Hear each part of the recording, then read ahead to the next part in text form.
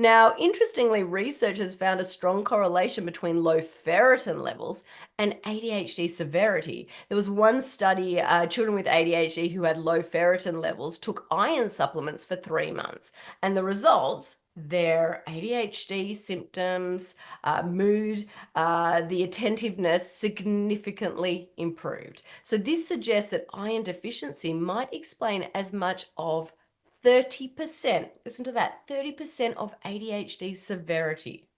Welcome to the Soaring Child podcast, where parents of children with ADHD learn tips and tricks to help their child soar at home, at school, and in life.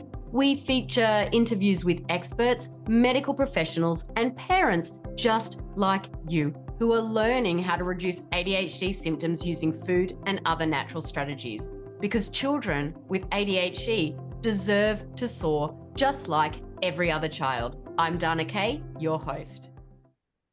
Hello, parents, and welcome back to another episode of the Soaring Child podcast. I'm Dana Kay, your host, your ADHD health practitioner, and as always, I'm here to provide you with practical, research-backed, natural solutions to help your kiddo with ADHD thrive. This week, we are continuing our series on supplements for ADHD, and today's topic is one that isn't talked about nearly enough, okay? But it can have a profound impact on your child's ADHD symptoms, and that is iron. Okay, if you've ever wondered what role iron plays in the body and how it is connected to ADHD and what you can do if your child is deficient, then stay tuned. Join me for this super important discussion today. Now, as you might already know, if you've been tuning into the podcast for a while, we started a new series last December on supplements for ADHD, and this episode is the next one in that series. And I hope you've been able to tune into some of the previous episodes because they were short, they were sweet, but they were jam-packed with so much information. As much information we can squeeze into about 15 to 20 minutes. But they're also super, super helpful. We've had so much great feedback. They answer some of the most common questions that we get asked about supplements for ADHD. So if you've missed any of the earlier episodes, don't worry. We've got the links to the discussions on magnesium, saffron, GABA, resveratrol, quercetin, L-theanine, and omegas in the show notes. And if these particular supplements are super confusing to you, don't worry.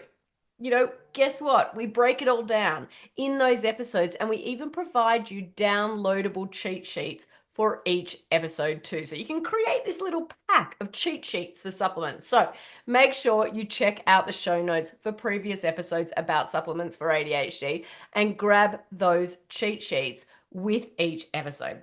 They're going to be your sort of quick reference guide to everything we're covering. So let's dive into iron. We're going to look at the pros, the cons of iron supplementation and how it can really support other natural strategies for kids with ADHD. So let's start with the basics. What's iron? It's a mineral, okay? It plays sort of this crucial role in the body. It's essential for creating hemoglobin. This is a protein that's found in red blood cells, and these carry oxygen throughout the body. And without enough iron, our bodies really struggle to produce enough healthy red blood cells, which leads to a condition you may have heard of, anemia. Okay, we've probably heard about anemia. It's out there. It's known. Okay, but here's where it gets really, really interesting. Recent research suggests that low levels of iron doesn't just affect physical health. They can also impact mental health, particularly in children with ADHD. And that's because iron supports the brain in so many different ways. It helps produce dopamine. Okay, you've probably heard me talk about dopamine on the podcast. It's a neurotransmitter. It's involved in attention, mood regulation, impulse control. And for kids with ADHD who often have imbalances in dopamine levels, this connection is super, super important. And some research also believe that low levels of iron can cause, or at the very least, exacerbate ADHD in children. There was one study that showed that children with ADHD had low ferritin levels, and ferritin is a protein used to store iron in our blood. Now, if you've never heard of ferritin, you're definitely not alone. Ferritin is like the body's, kind of like a savings account. You put the money in the bank and you save for later. So it stores iron and it releases it when the body actually needs it. And when ferritin levels are low, it often means the body doesn't have enough iron reserves. Okay, which can really lead to anemia and other health issues as well. Now, the main difference between iron and ferritin is that iron is a mineral. It's present in red blood cells and it carries oxygen. So those blood cells carry oxygen. And ferritin is a protein that stores iron and releases it when the body needs it. So even though they aren't the same, they certainly, work together. You can't have one without the other. Now, interestingly, research has found a strong correlation between low ferritin levels and ADHD severity. There was one study, children with ADHD who had low ferritin levels took iron supplements for 3 months, and the results, their ADHD symptoms, mood, the attentiveness significantly improved. So this suggests that iron deficiency might explain as much of 30%, listen to that, 30% of ADHD severity. Additional research is always needed for sure, as it's often hard to determine correlation versus causation. But this is still pretty incredible research. So simply put, the more severe the deficiency, the more severe the ADHD symptoms. So how do you know if your child might be deficient in iron? So here are some common signs to watch for. So we've got things like fatigue and weakness, pale skin, inattention and distractibility, impulsivity and hyperactivity, cold hands and feet. Now, mine are cold right now, but it's definitely very cold outside. Some other symptoms might be dizziness or lightheadedness, and even brittle nails. Some parents have also noticed a correlation between oppositional defiance, so ODD, and low iron levels. It's not as commonly linked directly to low iron levels in research, though. Now, if these symptoms sound familiar, it's definitely worth investigating further. A simple ferritin test can help determine if your child's iron levels are low, and these can be ordered by your child's pediatrician and healthcare provider. The good news is that there are many ways to boost iron levels naturally. And so here are some of the foods that are rich in iron. We've got lean meats and poultry, so things like beef and chicken, seafood, especially oysters and shellfish, nuts and seeds like cashews, pumpkin seeds, and quinoa. You're probably thinking, well, how am I going to get my kid to eat seeds? Just blend them up into a fine powder. You can sprinkle them in smoothies. You can sprinkle them on baked goods. You can put them in basically anything. Leafy greens like spinach and broccoli.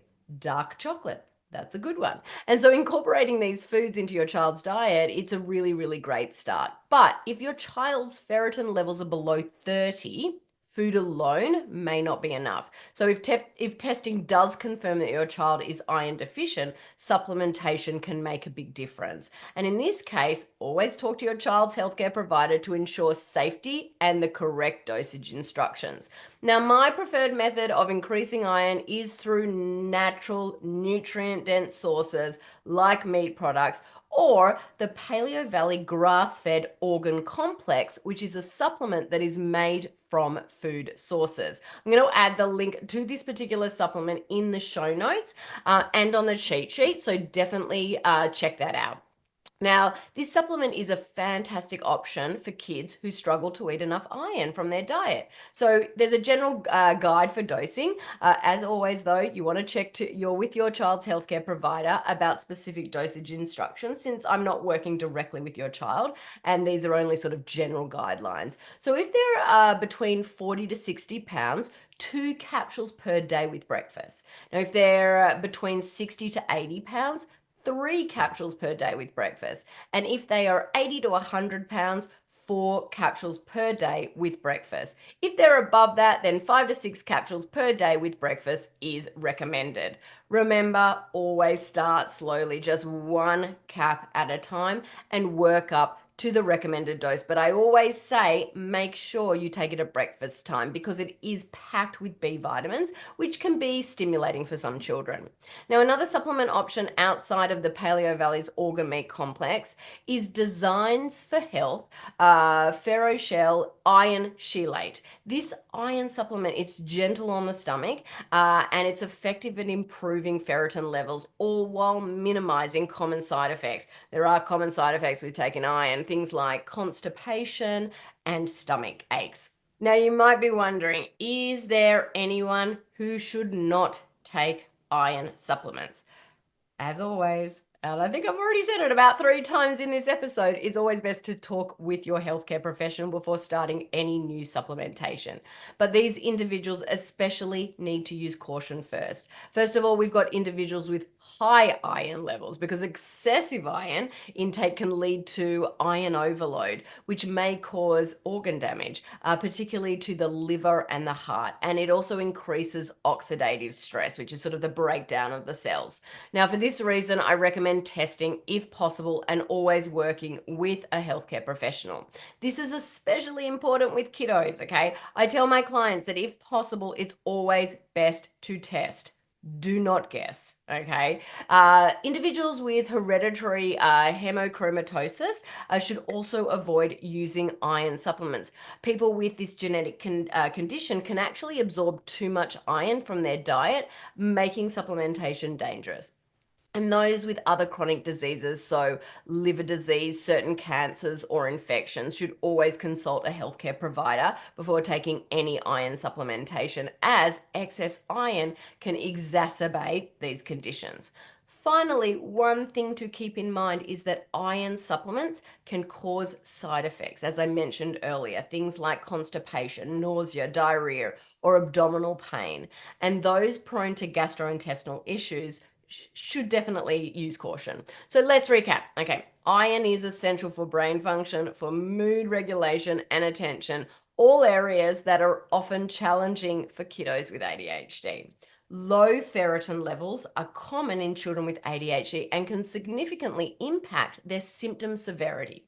So if you suspect your child might be deficient, start by incorporating iron-rich foods into their diet. As I always say, diet first. If needed, consider high quality supplements like Paleo Valley, grass-fed organ complex, or Designs for Health, iron chelate under the guidance of a healthcare professional. Like I've said in other episodes, you can't supplement your way out of a poor diet. So you should always pair supplementation with other natural strategies like dietary changes, exercise, good sleep hygiene. You know, it's not a one size fits all, but it can still be a great tool in the toolbox for many kids with ADHD. And as always, I've included links in the show notes to the supplements I recommend, as well as additional resources and that cheat sheet on iron for ADHD. Be sure to download it. It is packed with tips, it's packed with dosing guidelines and food ideas to help your child thrive. Listeners, thank you for tuning into this week's episode of the Soaring Child podcast. I'm Dana Kay, your ADHD health practitioner. Keep on thriving. Thank you for listening to the Soaring Child podcast today. To learn more about how to help your child with ADHD soar using natural strategies, visit our website at adhdthriveinstitute.com and follow us on social media at ADHD Thrive Institute.